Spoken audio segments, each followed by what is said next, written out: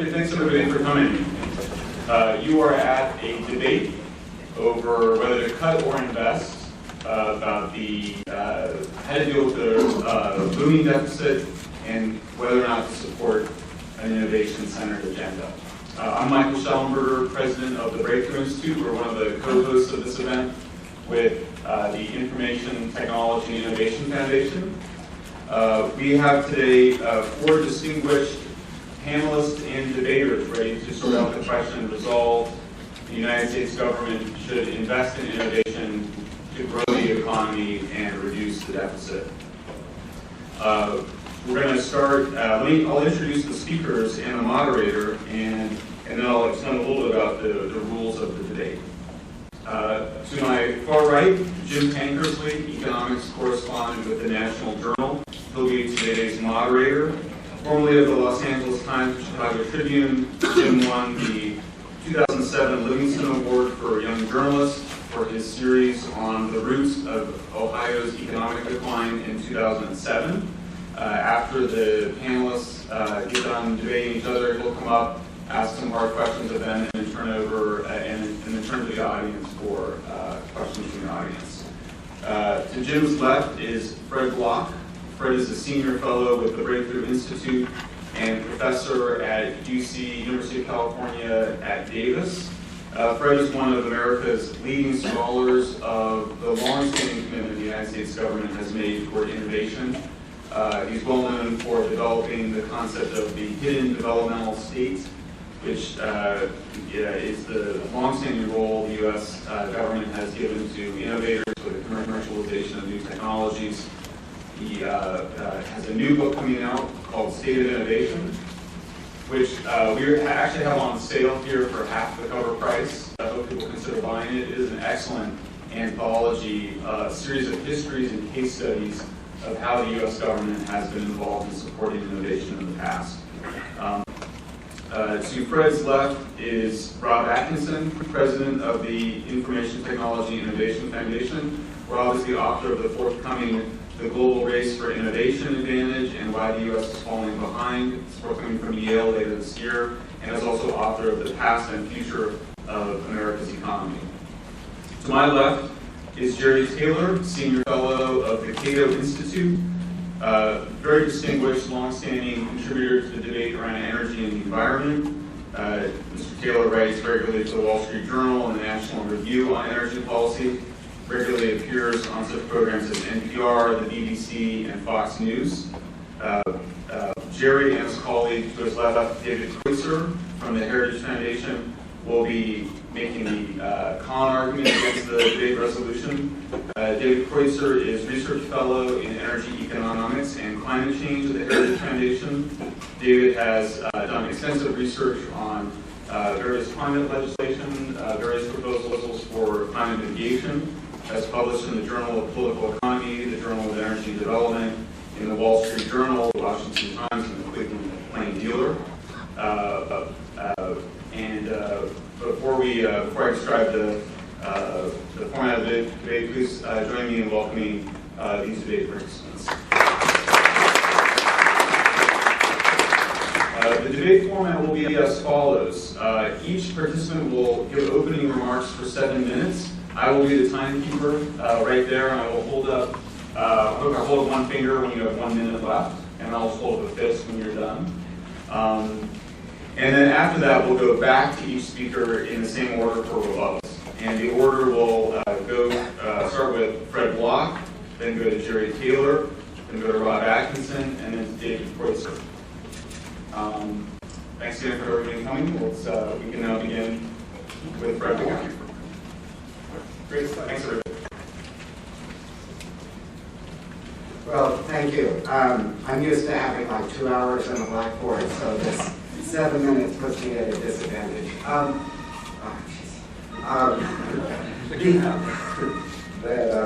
Sorry about that. Our position comes to the 3 basic propositions. That practically, when we look at the politics of it, most of the work of deficit reduction is going to have to come through faster economic growth. There's not a political consensus to attack defense, Social Security, Medicare at the scale that's necessary to solve the problem. The other side really acknowledges this when they have pushed for the continuation of the Bush tax cuts, because they argue for those on the grounds of growth that they will help us grow our way out of the deficit. And we actually saw between 1995 and 2000 that 4% annual real GDP growth. Technology challenge. Turn the deficit into a surplus. Second, investments in R&D are critical to faster economic growth. This has been taught by a whole series of economic studies over a long period of time. There's not really debate that R&D is a source of faster economic growth. And the reason is because economic growth isn't just producing more of the same stuff. It's about developing new technologies, new industries. We have the recent history of this with the computer, the internet, biotechnology. It's the new products, the innovations that fuel economic growth, and those come out of research and development. The third proposition, most important, is that public sector investments in research and development, demonstration and deployment are absolutely essential to drive those rates of private sector R&D higher. And there are two basic reasons for this. Again, the first of these is very strongly established in the literature. It's market failure. One cannot expect private, profit-oriented firms to take the 10, 20, 30-year time horizon to fund fundamental scientific research. No private firm can afford to do that. And they often can't afford to establish the infrastructure, the standards, the other arrangements which are necessary for new technologies to take off. So this is why repeatedly over the past century and a half, the public sector has played a critical role in catalyzing that private sector investment by funding the key scientific innovations. The second reason that the public sector is so important is the finding which comes out of the series of case studies here, which is that our innovation system has shifted quite substantially over the last 30, 40 years. Less and less of the innovation is occurring inside big corporations. More of it is occurring across organizations, collaborations between big firms, small firms, government laboratories, university researchers. The innovation system is now a network system which involves thousands, hundreds of thousands of different participants, lots of small firms that are essential to this process. And again, this is not a contested finding. This is something which is very clearly established in a whole bunch of literature. Now, the problem is that these networks require connecting people together, that the small entrepreneur who has a key energy innovation needs to be connected to venture capital, needs to be connected to bigger firms that might be willing to put resources into that innovation. And it turns out that time after time, it's the public sector programs, the public sector agencies who are playing that key role of honest brokers in connecting the network participants together. That the most dramatic example of this is the Small Business Innovation Research Program, which is a small government set-aside program. It gives out about $2 billion a year to small firms. And, you know, that we talk about reliance on the private sector, reliance on venture capital. Well, think about it. Venture capitalists, they do a great job, but each venture capitalist has only so many hours in a day. They can process only so many firms, they can process them well, for a very small number to decide which are the ones that they want to invest in. Well, the SBIR program in recent years has given out 6,000 to 7,000 awards to small businesses for innovations. They have a 10% acceptance rate, roughly. So they're processing across the federal government 60 to 70,000 applications from small business. They peer review these, the ones that they like, they give funding, they try to support those firms.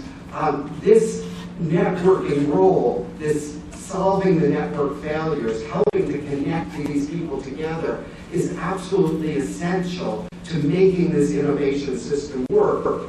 And the effort to slash these programs essentially puts the real engine of the U.S. economy at risk. Thank you.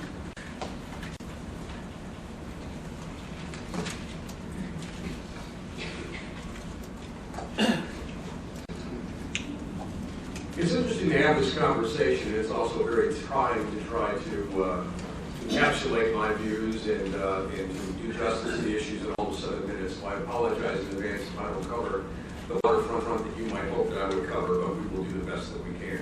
As far as what Fred said, I think I would have to contest each of his 3 points. First, he said, well, the other side acknowledges that the only way to get out of a deficit situation is through economic growth. There are some people who believe that. I'm not one of them.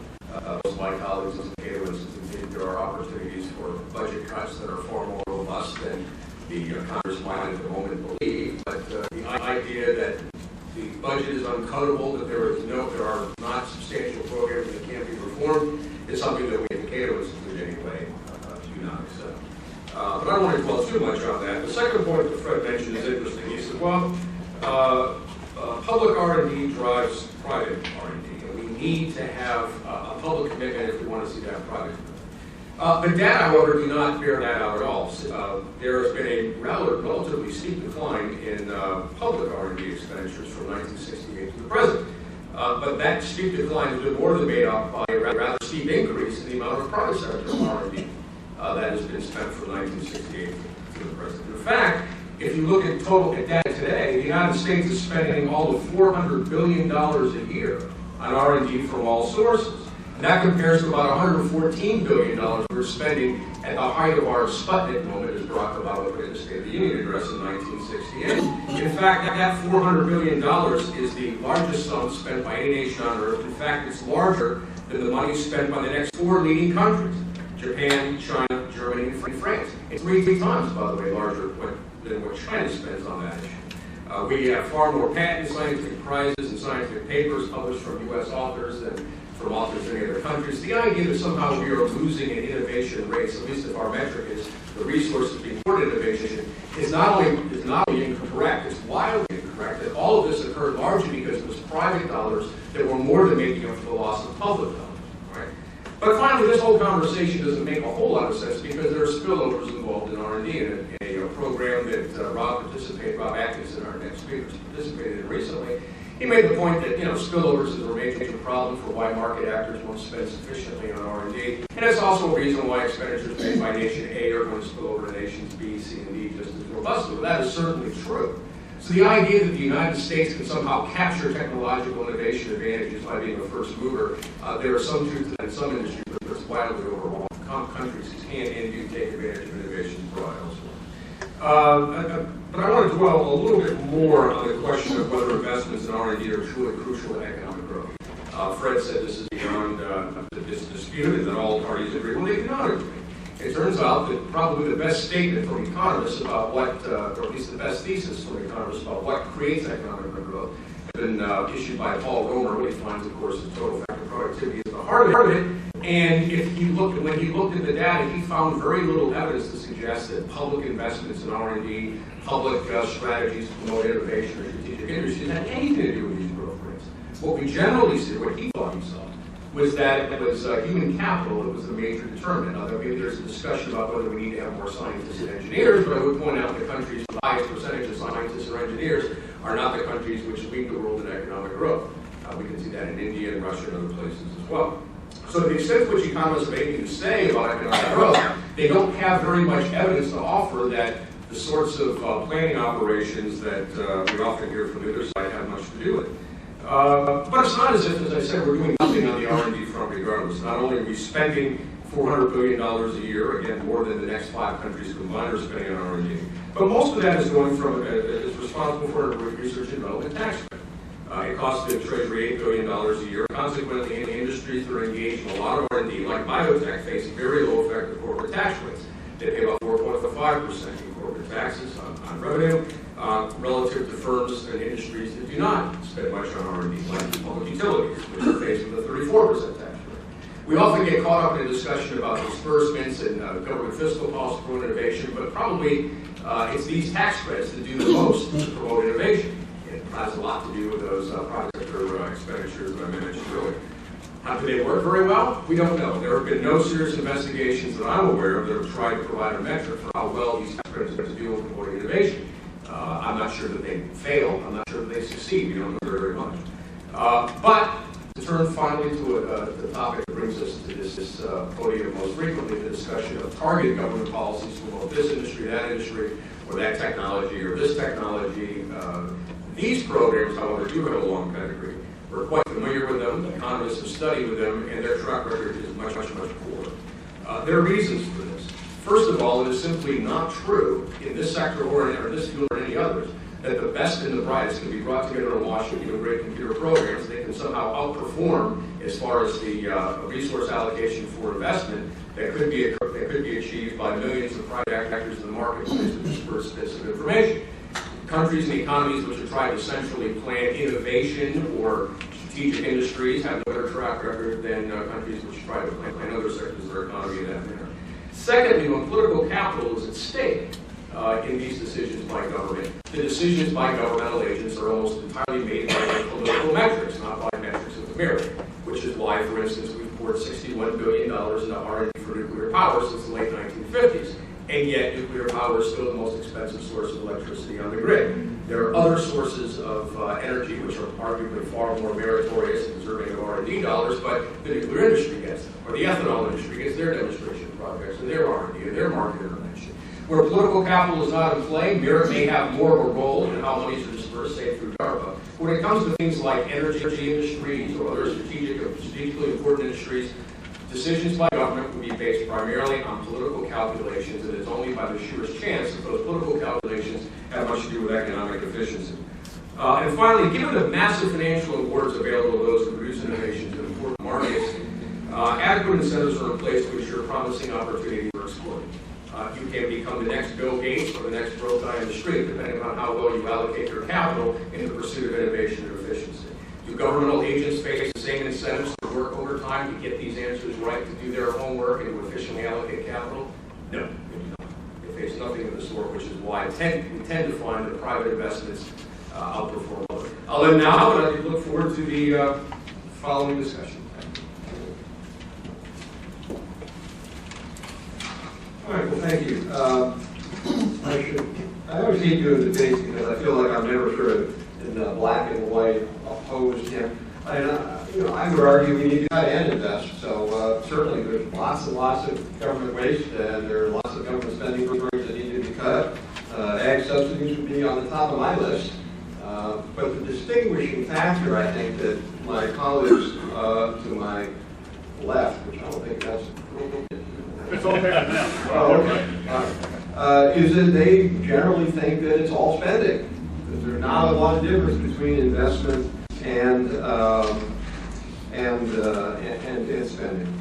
Let me just respond to some of Jerry's points. Made this point, which is absolutely correct, that private R&D has grown faster than public R&D over the last 2 decades, and therefore, what's the problem? The problem is the counterfactual. What would it have been if there had not been a radical decline in the growth of federal R&D? We are $60 billion short of where we should have been if we had kept 1987 federal R&D support to GDP ratio. In other words, keep that ratio the same. You got to invest $60 billion more a year. I would argue that if we had done that, we would have had a much bigger GDP today than if we hadn't. His point about this, the private sector is sort of filling this gap, if you will. We don't need government. In fact, when you look at the data from NSF, what's happened is the private sector has expanded R&D at the development side and not expanded it anywhere near the same rate at the basic or applied side. So yes, they're doing more, but it's to tweak existing products that the research has clearly shown does not give you the big transformational impacts on innovation and productivity. So yes, the private sector is doing more. They're just not doing exactly the best work. And the reason they're not doing that is because the short-term pressures in capital markets today are so severe that companies can't afford to do long-term basic research. That's why many companies have closed their basic research labs and shifted their portfolio over there. Third point Jerry makes is the size issue. We're bigger. Well, look, on that measure, we have our health system is so much worse than Sweden. I mean, we have probably 50 times more people die every year than the Swedes do. Clearly, this means our healthcare system is inadequate. Well, we have 50 times more people than the Swedes do.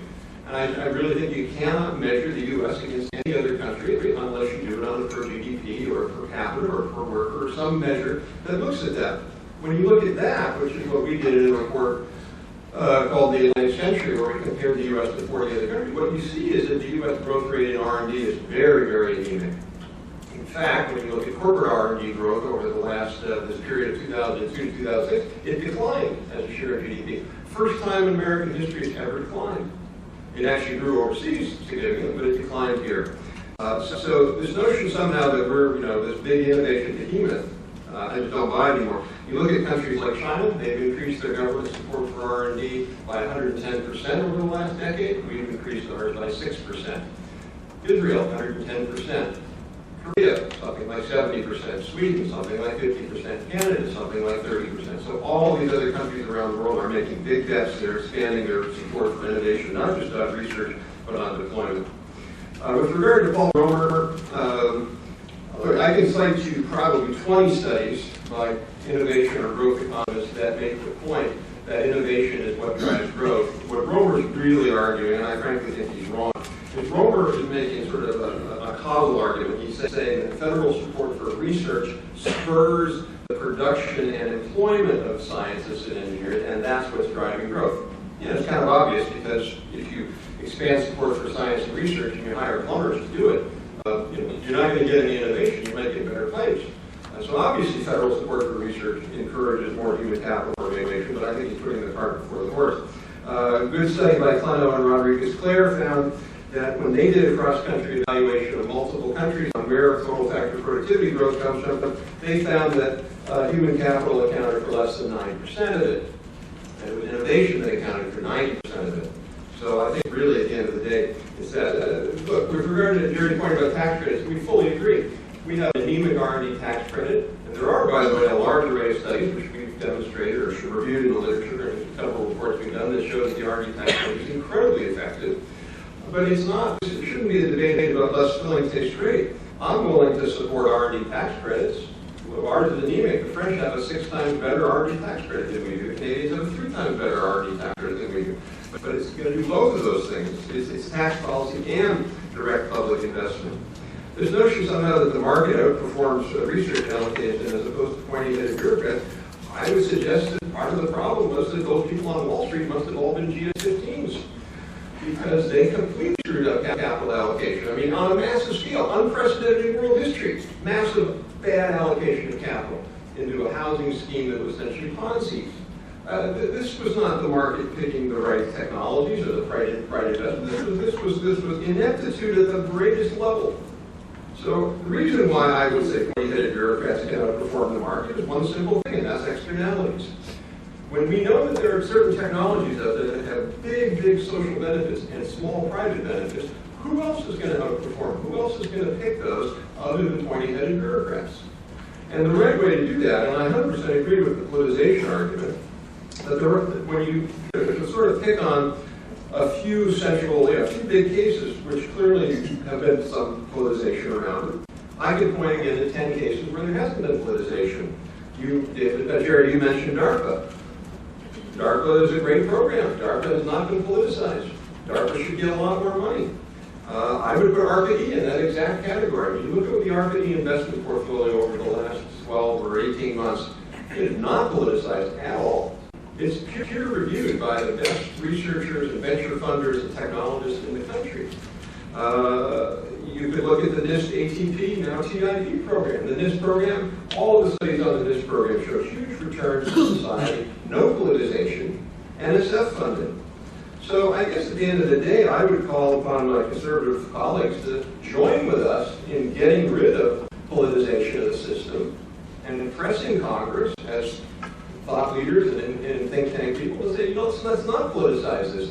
Let's expand the programs that we know are not politicized, like NSF, like NIST, like NIH, and go get the innovation we need. Thank you very much.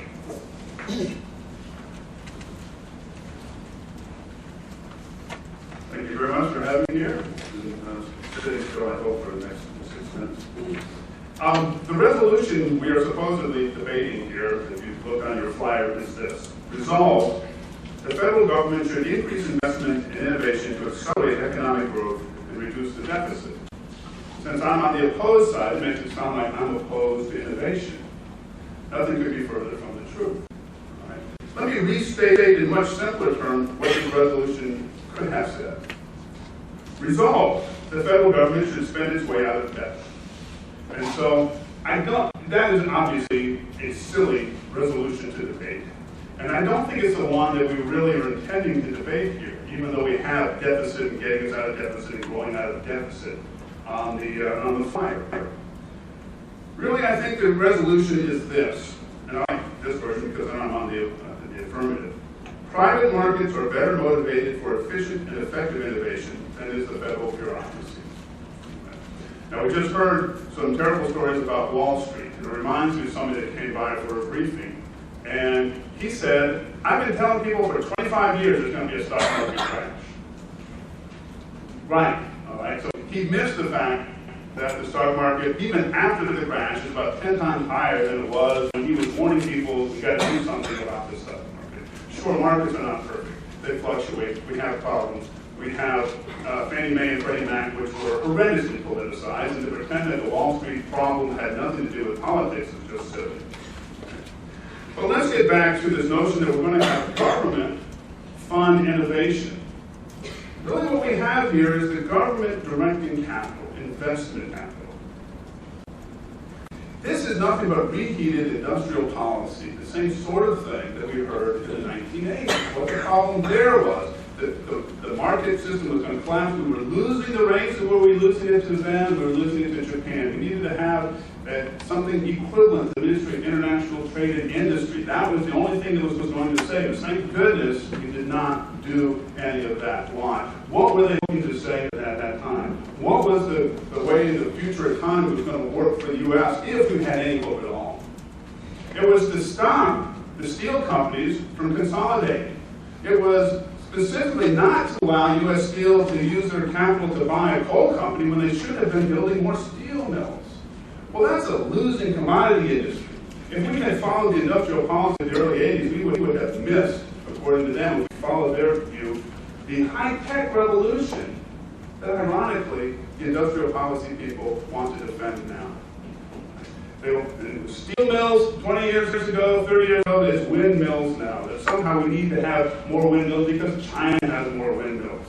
And the fact that we don't, that we're not subsidizing it, all right, is an evidence that we are losing a race. Well, I'm happy to lose the race and subsidize the losing technologies. If we put more money into government-financed innovation, what are we going to get? We're going to get DARPA. They invented the internet. We're going to get more GPS. We're going to get Tang. Who knows? All right. We weren't investing in the internet to provide a new way for commercial transactions to take place. There were researchers that had to transmit huge amounts of data. An entrepreneur saw these opportunities, developed a way to piggyback on that. Okay. GPS.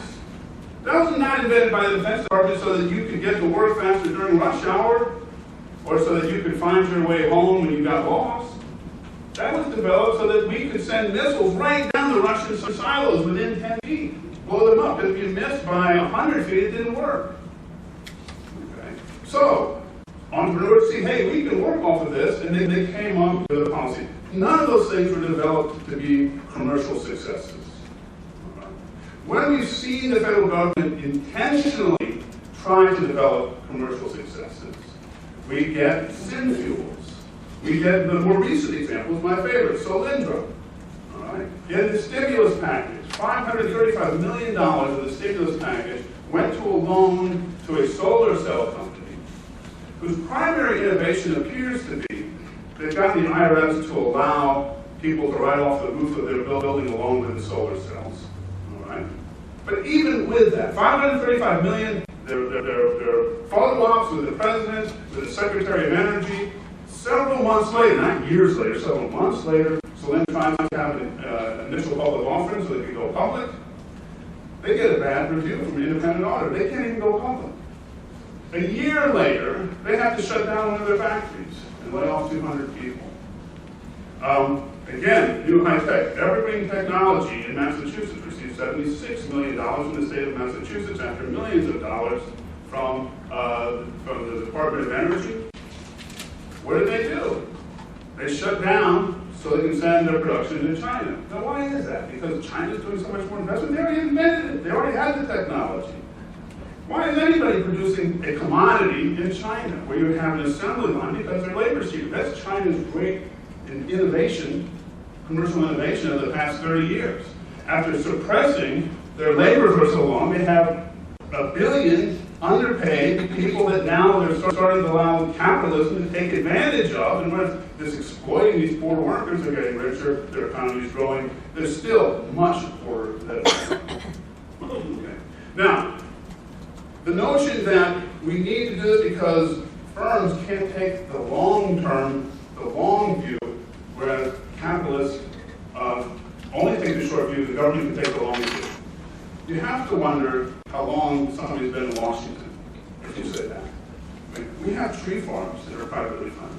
We have people that won't look past the next congressional election when they're talking about how to allocate political funds. So, many other things I want to say. I'll try to get into my response to what other people are saying. Well, it's kind of like I'm responding to you, but I'm going to say the things I wanted to say here. Wonderful, thanks everybody. That was the opening remarks. And I just want to mention I did misspeak. We're going to do 5-minute rebuttals rather than 6-minute rebuttals in the same order. And then we'll go to Jim Tankersley for some questions from the audience. Thanks. Hopefully this kind of stuff on the block. We can't spend our way out of debt kind of reminds me of the story of the homeowner who said that, they're facing really bad budget times, so we're going to postpone doing anything about those termites that are eating away the basement, and we're going to sell the kids computers. When you got to tighten your belt, you got to figure out which types of things produce results over the long term, which ones avoid. So there is a logic to focusing the spending on those things which are investments which have long-term payoffs. I think the Solyndra case is a reasonable example of one of the loan guarantees which might not have worked, but that what the Obama administration did at that point was that they jumped in to fund these companies because the private sector funding mechanism had broken down. It wasn't designed as a permanent kind of program.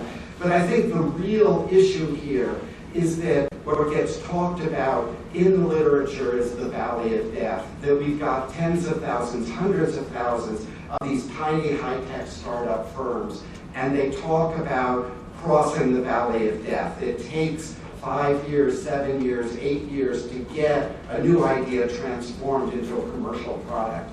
And that it's very difficult to get venture capital when you're years away from a commercialized product. So that the public spending the public investment is extremely important in supporting those firms to get across the valley of death. And here, that we're constantly, with the opponents here, up against this shibboleth of centralized government. But the reality is that what Rob and I are arguing for, and what the government has been doing in its programs, is the opposite of centralized. It's a highly decentralized set of programs that diffuse resources.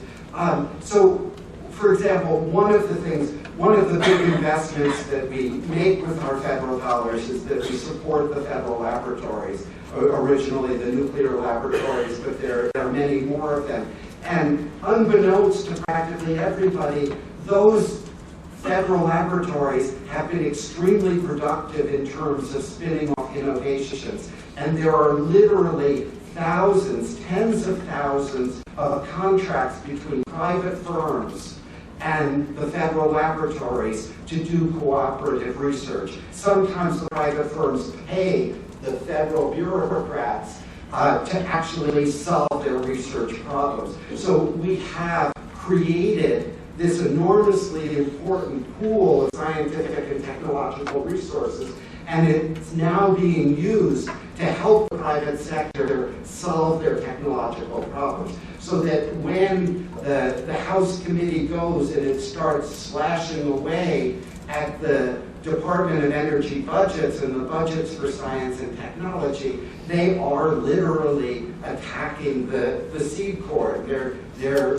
shooting the goose that lays the golden egg. Now, the last point is that I also agree with Rob that we don't want this investments, these choices to be politicized, and that the point here is that what DARPA did back in the 60s and 70s, everybody supports, thinks is wonderful, but the important part of the story is that the organizational technologies that they developed for seeding new technologies, for pushing those new technologies forward, have now diffused through the federal government. And those other government programs used peer review, they used cost sharing, they used competition amongst different research groups.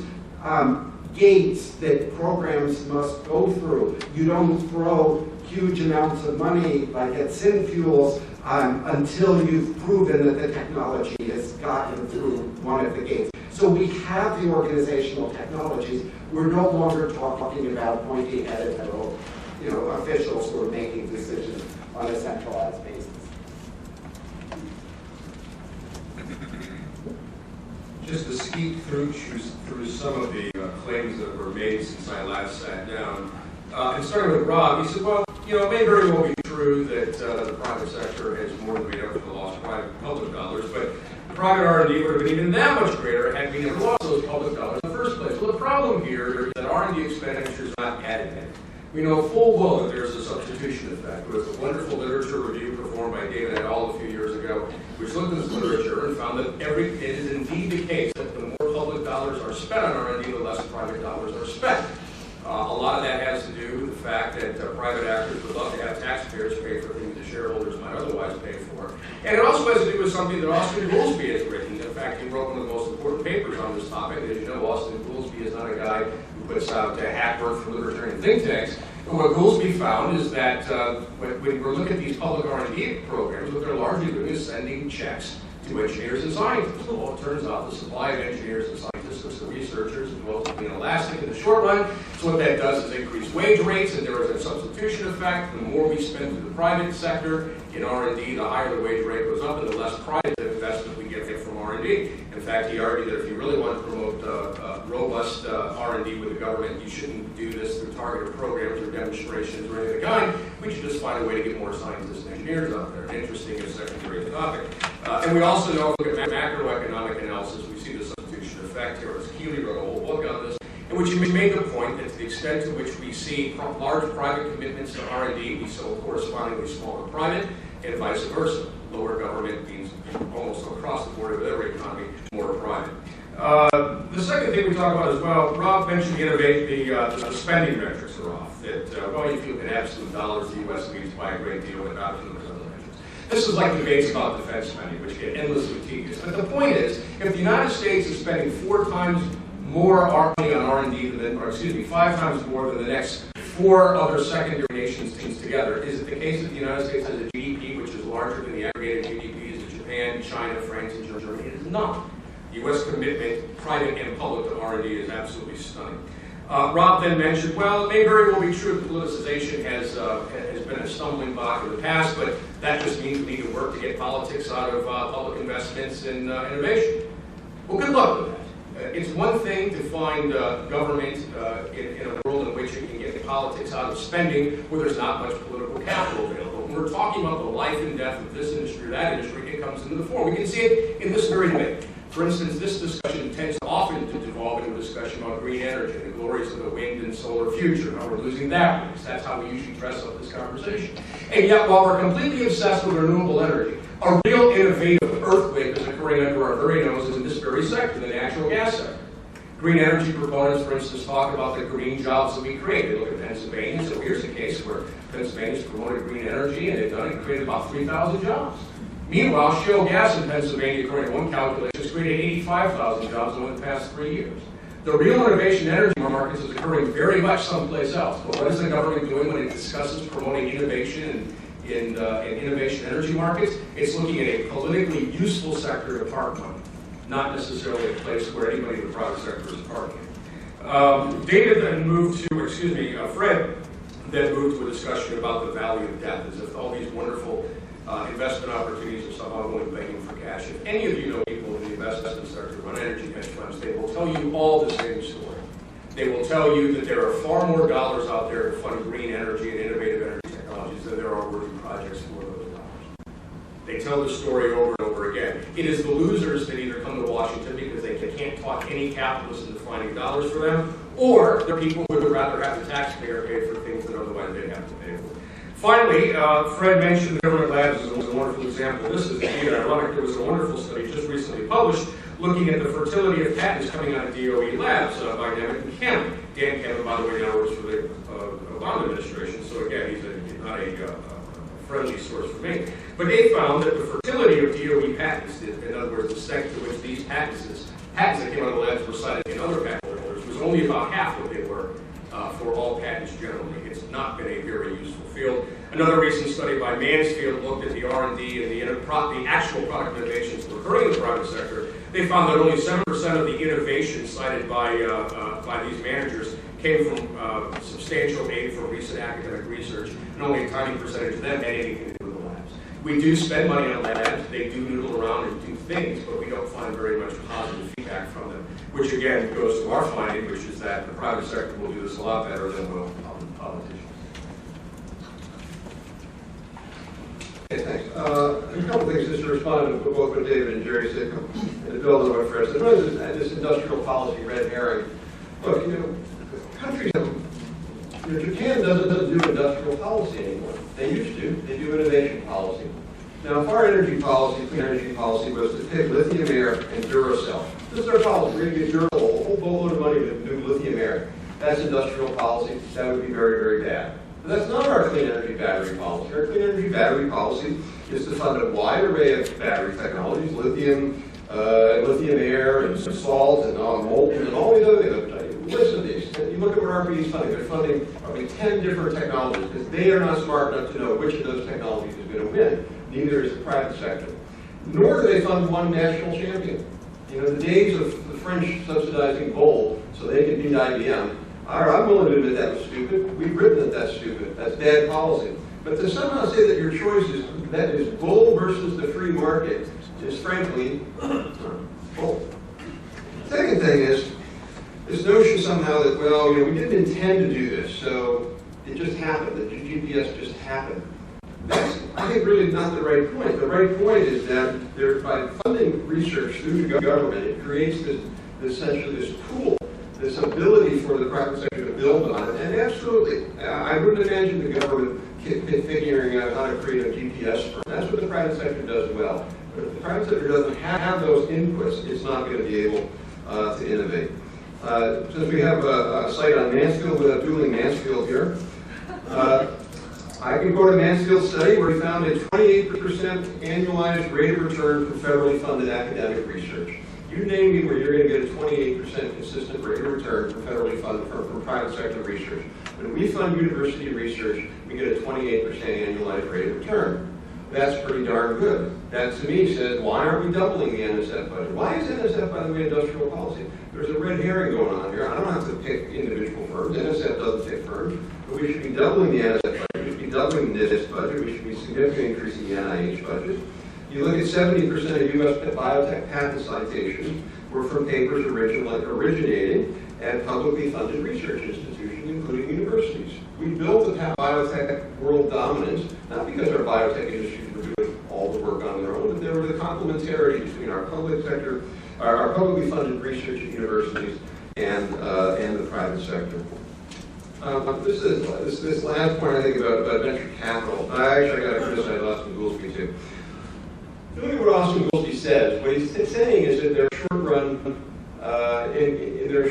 are short-run constraints to supply expansion, and in typical neoclassical fashion, when you expand demand for something, you increase price.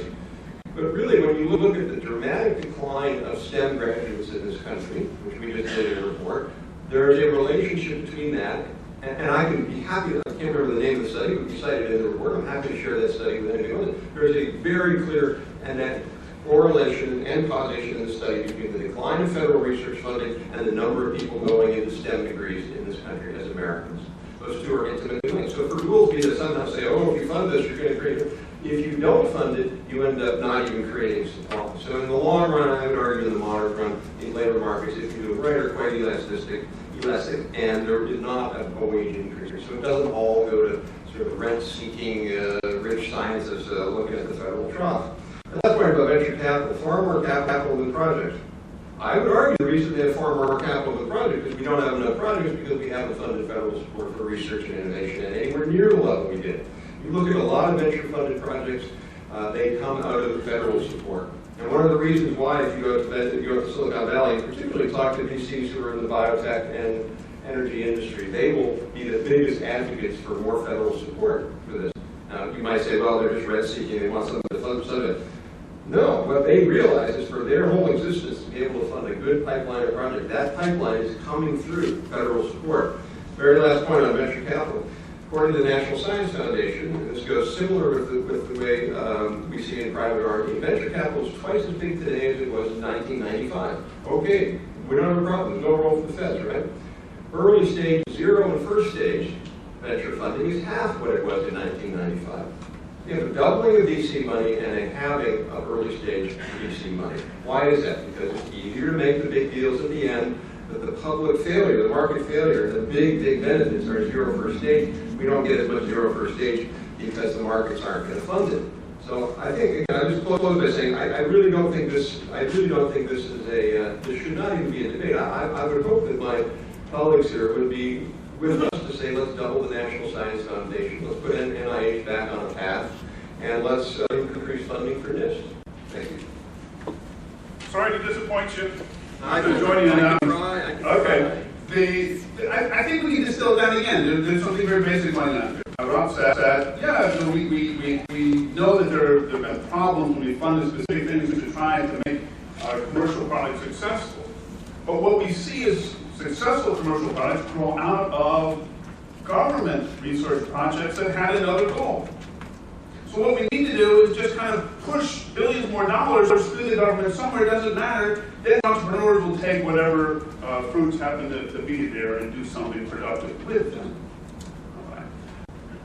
That is like saying DARPA, which produces their goods, trying to come up with products and technologies that provide services that aren't provided. All right, they have a goal. They're trying to find it. They're trying, when they came up with the global positioning satellites, like I said, they were trying to get those missiles to hit within 10 feet. All right, they weren't just trying to do something to spend the money. So if we're going to have government investment, we should have them, they have to invest in something that has a better return than the cost of the investment. All right, you can't just say start inventing things, start coming up with stuff. And we're going to use this DARPA model and just turn them loose, shotgun approach, okay? That won't work. IP, industrial policy, is not a red herring. What we have, here's the general problem. We have people on the edge, we have them to come along, it's just like change the seasons, all right? There's going to be an imminent collapse of our market system as we know it. We're going to lose the race to fill in the blank, unless we do blah, blah, blah. All right? In the 80s, we had to have a government, labor, and business triumvirate getting together, working together, so they can decide where to make the investment we really want those steel mills. Now, what do we have? All right, we need to have innovation, but it still involves billions of dollars going through the federal government. All right, still picking out who should get that money. They have to. They can't just pour it out the window and say, "Come get it." Somebody has to decide it, and if it's a government entity that's deciding it, it will become politicized. You can't double the NSF budget. I'm sorry to say, there's plenty of evidence that some of that budget is already kind of politicized in the environmental area. But once you do that, once you start putting larger and larger amounts, then you're going to be drawing people that want that money. They're going to be using whatever levers they can get their hands on to convert that money, and it will come to them. Valley of death, have to get to that. That is the worst excuse for having government funding. Why? Not that maybe there's not a valley of death somewhere, but that will be the excuse. The reason I can't get past first stage venture capital funding is because there's this valley of death. I need it. All right. The reason Solyndra had to get it, maybe it was not a winner. Maybe Solyndra is not viable. Who knows?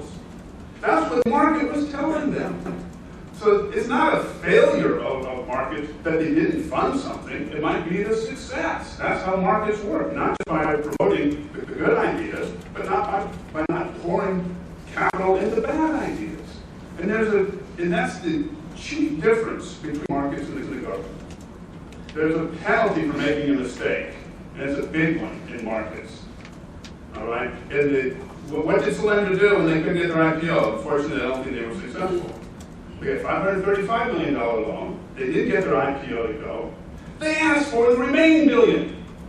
That's the political part. They didn't lose something. They didn't get laughed out of the White House. All right? They were taken seriously. Fortunately, I don't think they got that money. Maybe they'll be a great company. If they are a great company, then somebody can make a lot of money by investing in them. Okay. The valley of death also brings up a different fundamental question. Are we saying we want the government to invest in primary research, the sort of stuff that has decades and decades and decades to pay off, and maybe a lot of it won't ever pay off? Or do we want them to invest in commercial technologies that can't get venture capital?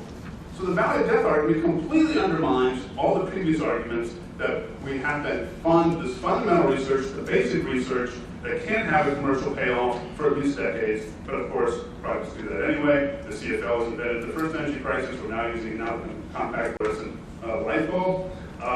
And private markets have funded all sorts of things, DVDs, iPads, iPods, and things that apparently they don't fund are electric cars and windmills, at least not now.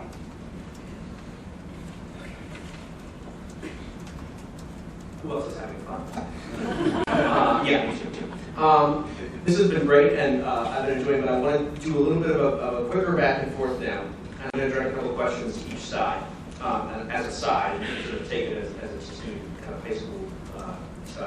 But I'm going to start with the pros here, because I actually think that in all this talk, I haven't heard of a real bright line defensive thesis yet, which is tell me very quickly and succinctly why it is that we need public spending on innovation to both boost our economy and close this budget deficit. How's that, draw that line for me, how's that going to work? Well, I can try. We did a study of the R&D 100 awards. It's a magazine and it recognizes 100, is it not on? Commercially available innovations. And in 2006, there were 88 innovations developed by US-based firms that won these awards. They were all kinds of obscure things that engineers would love. We traced federal dollars to 77 of those 88 firms, but not just to the firms, to the specific unit in the firm that developed the prize-winning innovation. The fact is, our opponents notwithstanding, that this is already going on, that the federal government is funding both the basic research and the later stages that help these firms get to commercialized products. And that is the key source of innovation in the U.S. economy, because the big firms, many of them have retreated, closed down their labs. So it's this source of funding from the federal government which is critical to keeping the innovation pipeline going, and that's the way in which we get growth over the long term. Another one of the case studies in the book looks at the biotechnology industry, and they analyzed 15 of the biotechnology drugs that have sell more than $1 billion a year. For 8 of those 15, there was federal funding of the research which led to the innovation. For another 5, the federal government funded the clinical trials. So the government's role is already huge in bringing these new products to market. So this is what we're looking forward to in terms of creating the new industries of the next segment. All right, Ted, you guys want to respond to that? Well, I still didn't hear deficit, but I'll let Jerry. To say that federal dollars found their way to people who had innovations, therefore federal dollars caused the innovation, is the typical, the cock crows, the sun came up, it was the cock that brought up the sun. It's plausible, it's possible, but we need to know a little bit more. And there was a very interesting paper done by the GAO a couple of years ago when it analyzed a report from the Department of Energy called Success Stories, which laid out 50 major innovations that were supposedly caused by federal dollars. It was the same sort of thing. This innovation occurred, federal dollars were involved in the process, therefore the federal government caused the innovation. What GAO found they audited that report is that none of it held up to any scrutiny whatsoever. So we need a little bit more of a narrative here to describe why it is that these innovations occur. And just because we spend so much money that virtually everybody has some government dollar DNA in their portfolio doesn't tell me that it was the government dollars that did it. Was it superfluous? Would it have been replaced by private dollars had it not been there? We don't know any of this. It seems to me that the best argument the other side has is that there is an insufficient incentive for private actors to invest in R&D innovation because they can't capture the full benefits from successful innovation, which seems reasonably true on its face. I don't have a great deal of complaint with that narrative. But if that's the primary problem, then the issue isn't that private actors will pick the wrong places to park dollars and public actors will pick better places. It's that we need to get more interest on the part of private actors to invest. Now, one way to do that is through something like an R&D tax credit. And that probably has had a great deal of effect on the interest on private actors to invest in R&D. It seems to me that's the real issue. It's not that smart people in Washington can outperform and outpick and outinvest less smart people with outside of Washington. I don't think that's a very good argument to hold up. But if that former argument really is the point, there is a general under-incentive to invest optimally, then it seems to me that the target of this and target of that, demonstration of this and national of that, no.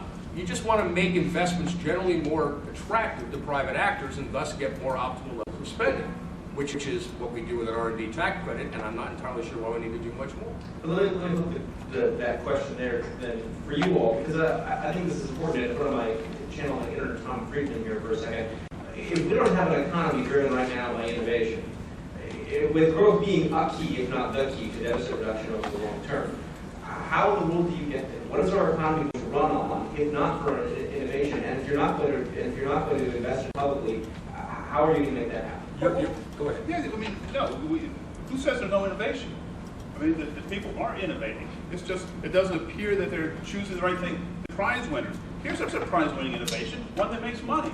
That's the prize we want. Why is that a good prize? So it's okay if we have a medical system that produces prize-winning innovations such as Viagra and so on, but not coming up with more cancer drugs.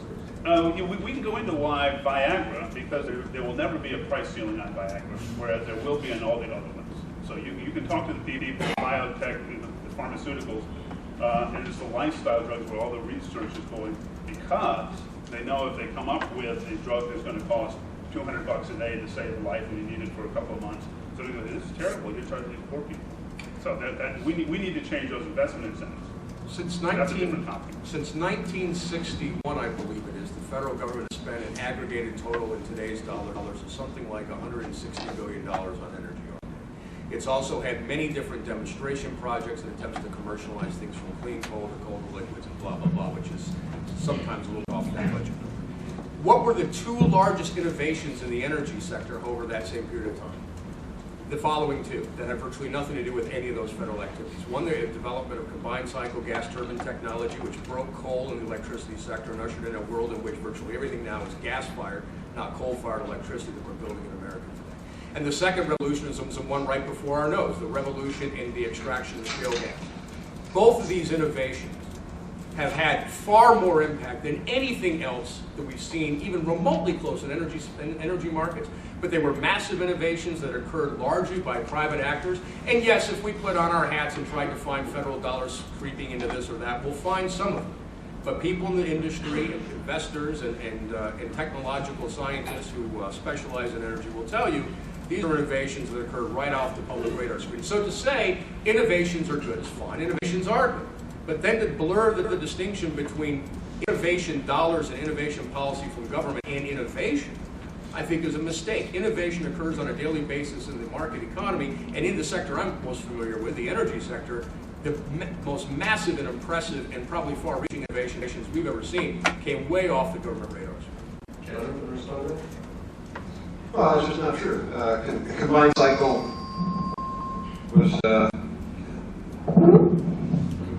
was related to jet turbines, which were funded by the federal government. Shale gas was related to investments we made in synfuels and other areas. So, and again, I just think these are red areas. I can pick 20 technologies that the private sector, or 100 technologies, or 1,000 technologies that the private sector shouldn't have invested in because they made mistakes. You know, this is sort of a little bit, if the federal government had 100% batting average, then you would say, oh my God, they're substituting for the wisdom of the market. But when they fail once in a while, oh my God, they're incompetent, they're inept. The reality is, when, again, you go back to these studies, Mansfield, all of these studies, there's a study of the NIST ATP program. Huge, huge returns to the society. And this point about the R&D credit being, again, to me this is an argument where it's like, we can only have one or the other. I'm for an R&D credit, but there are certain technologies out there that even with an R&D credit, the R&D credit there will be a significant underfunding of because they're that important, and the other problem is that the market failures around this are not just about spillovers. There are a wide array of market failures. In fact, I would even argue market failures is the wrong approach to this, because it implies that markets generally get innovation right, and there are these occasional failures.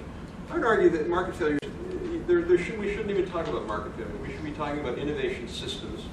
How do you maximize innovation systems in a country? And clearly the evidence is you maximize that with smart innovation policy. I mean, that's the evidence from country after country. It's the evidence from our history. So I just think, again, I can, why can't my colleagues here say, here's one that's not industrial policy, we know that, let's all agree that we should double the NSF, how about if we do this, double the NSF engineering directorate and increase NIH funding for biomedical science by 10% a year for 5 years. There's no picking winners there, there's no industrial policy, clearly going to drive innovation, and by the way, to your point about deficits, this stuff does end up. Okay, so in 5 years, we're going to shift all this capital there. We're going to just boom get the engineers and scientists. That's not going to have any effect on pulling them out of private research. How can the evidence is clear. It's the opposite. It actually pulls people in. Look,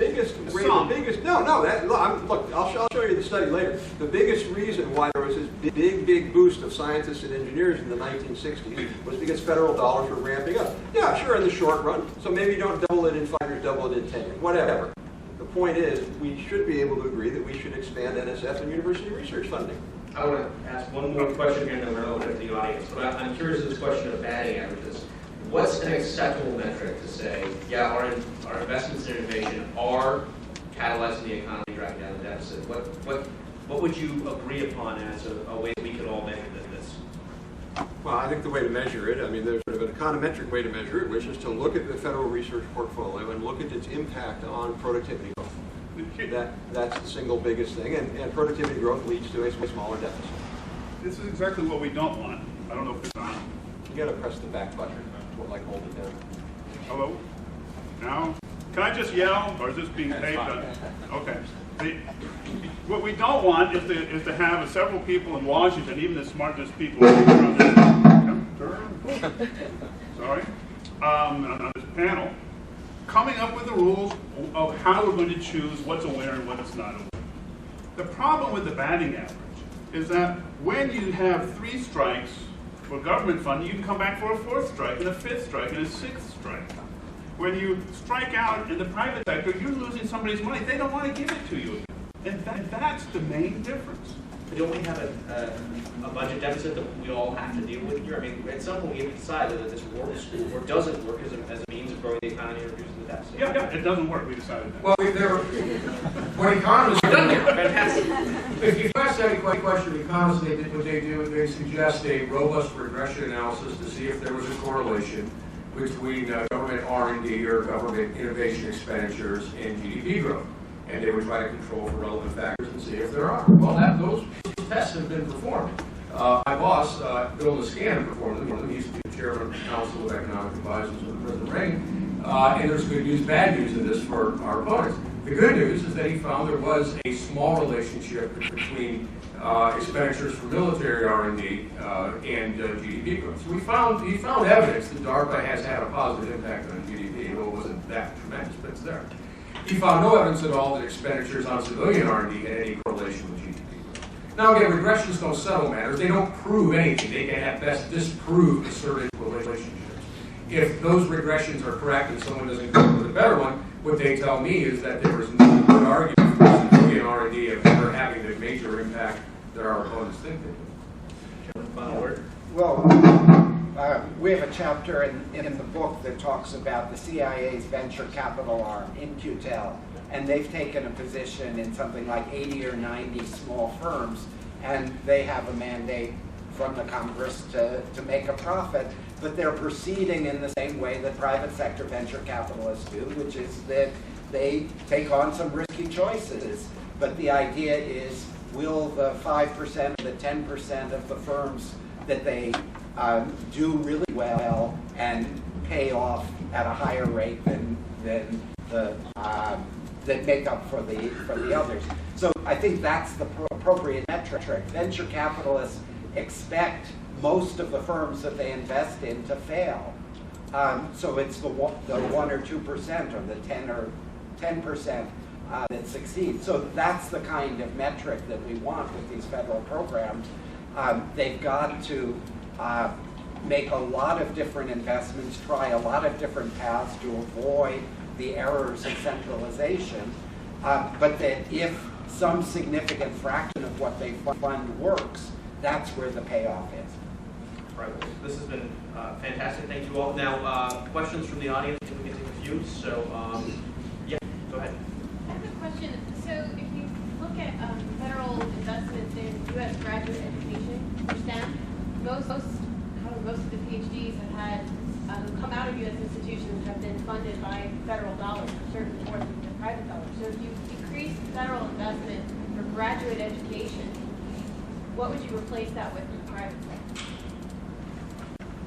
Well, of course, we wouldn't be replacing anything. Either you're going to get private dollars or you're not going to get private dollars. I don't really have a lot of thoughts to offer on the extent to which the federal government ought to be in the business of promoting higher education, except to note the fact that the returns on education, particularly graduate school education, certainly engineering, science, medical professions, and whatnot, are so large that while there may very well be positive externalities associated with that education, a world in which the taxpayer pays the full freight for someone's educational good, which is largely appropriated in their earnings, is simply a transfer of money from the relatively poor to the relatively rich. And we can have a discussion about whether the positive external benefits of that education offset that wealth transfer, but make no mistake, A, it is a wealth transfer. And secondly, if there are indeed great returns on that educational investment, that represents profit opportunities for someone, lenders, corporations, or someone who would help underwrite that education for the poor starving students so they can then capture a percentage of the gains with that problem. So it's not necessarily the case that absent federal dollars, no one invests in anything of the kind. We're just going to leave it to Johnny to figure out a way to get that MBA or that PhD. Well, look, in the real world, what happens is the private sector does not invest in graduate education. Why in God's name would the private sector invest in graduate education? They get no reward from it. They get no return from it. And when the public is already doing that investment for it. And when the public sector invests in graduate education, we know, again, from empirical research, what the results are. You get more scientists and engineers. You can't cite Romer in a debate about the importance of Romer's point of essentially PhD, science and engineering talent, and then say, we know the main thing that produces PhD and engineering talent is government support for higher education, and then say you don't want to do it. Well, I would say that if you had a more liberal immigration policy, we'd be very happy to just allow the highly talented and highly educated to come here to their own volition. We don't need to produce all of our own X, Y, or Z. Movement and labor would allow us to capture the benefits of either private or public investments elsewhere as well. So the fact that these conversations are so frequently occurring within a national metric, how much we spend on innovation versus how much somebody else spends on innovation, as if there's no spillover between A or B. Or how many engineers we create versus how many engineers the Canadians create or the French create. It's all, it's interesting and relevant to some degree, but given the mobility of labor, the mobility of knowledge and that sort of thing, it's a far less useful conversation than I think we sometimes assume. Just a quick fact, the data is very, very, very clear that the benefits from R&D spill over to other countries, but the data is also very clear that the countries who do it get the lion's share of the benefit. Okay, next question. Yes. Go ahead.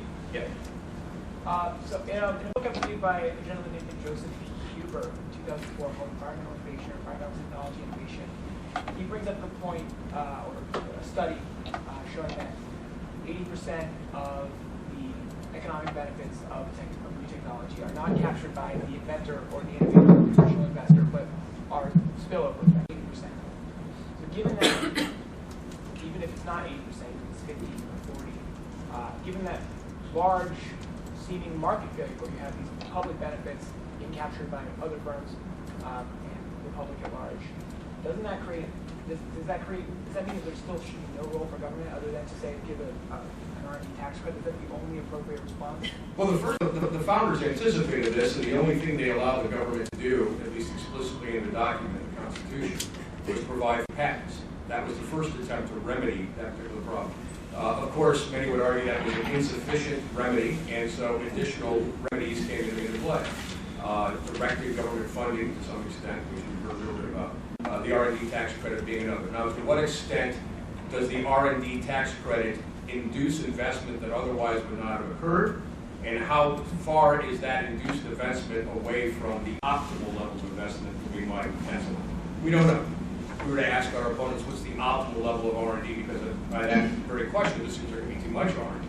We don't know. We don't know what the optimal level of R&D is, so it's virtually impossible to provide any metric for whether an R&D tax credit or a more robust R&D tax credit does the job. I will say that of all the policies being offered, that's the one that I have most sympathy with because it allows market actors who are disciplined correctly by profit and loss to allocate resources efficiently, not politically, and not via best and brightest friends and policy fads that come and go. That would be a policy that I think has the most promise. But going beyond that, with targeted programs, I think misses the fact that any, as David pointed out, any major commitment, any targeted commitment of federal dollars that has that political parties might be interested in, will always and forever, until the end of time, be captured by the political process. And saying we should wish that away is like saying we should wish away market failures. Everything is government failures as well. And the most pronounced government failure, which we find over and over and over again in the case studies in the literature, is that when politicians allocate dollars that have political import, it is politics that dictates where most of those dollars are allocated. It's only by the sheerest of chance if the political calculations to park the money in point A are also just happen to be the case that point A was the right place to park the money. But we do know what the optimal amount is. The optimal amount is at least twice as much as what we're investing in R&D in this country. It's probably 4 times higher. There's a study by Charles Jones at Stanford. There's a lot of other economists who've looked at this, and they will, you'll read Charles Jones' work. Basically, market economies underinvest in R&D to what is economically optimal. 7% private rate of return, 30% societal rate of return. That suggests an optimal level 4.2 times bigger than what we have today. So we do know they underinvest. And I guess what I'd come back to, look, if you think all this is waste, why don't we get rid of the National Science Foundation? Just dump it. We can agree on no. Well, the problem with your analysis is that the problem with the analysis is that just pointing out that the returns for something are X, therefore, and they're pretty good, therefore we should park money there, doesn't tell us about opportunity cost.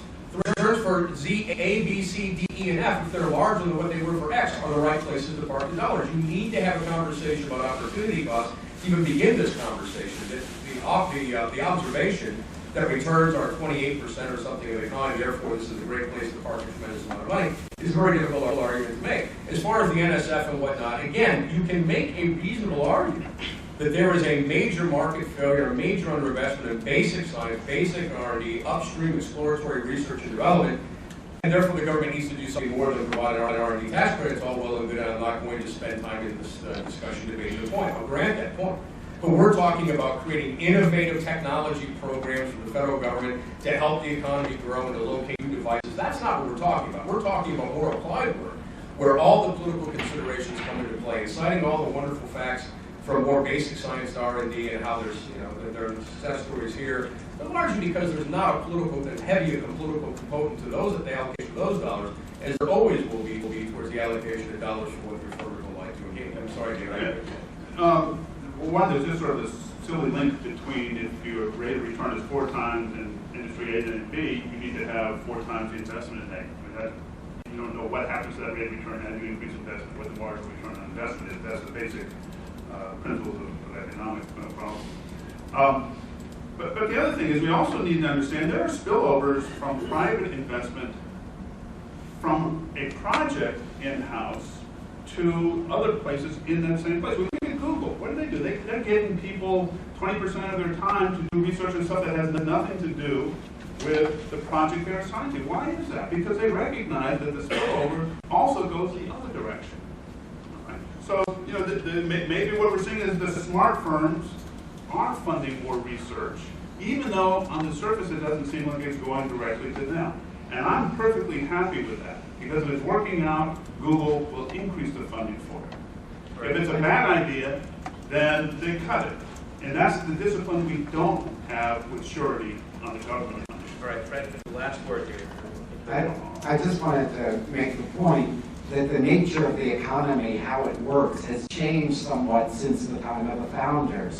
And that if they were alive today, they would essentially see that we have a science and technology-based economy, and you've got to make adjustments. The second point is that, again, we're arguing for both an increase in the funding for the fundamental research, the NSF, NIH type of research, and to make that increase big enough that we can also increase the funding for these commercialization programs, which play such an important role in supporting these firms through the valley of death. One last point is that we have a track record. I mean, through a number of administrations on a bipartisan basis, the Department of Energy, renewable energy worked with public-private partnerships around solar photovoltaics, and they succeeded in those partnerships in dramatically bringing down the cost structure on those solar PV installations. It's true that other countries, Germany, China, Spain, jumped ahead of us in the adoption of the technology, but whether you like it or not, it is a growing global market. And these kinds of programs succeeded in the process of helping the private sector bring those costs down. Well, thank you all so much for your time. Please give a warm round of applause for our panel.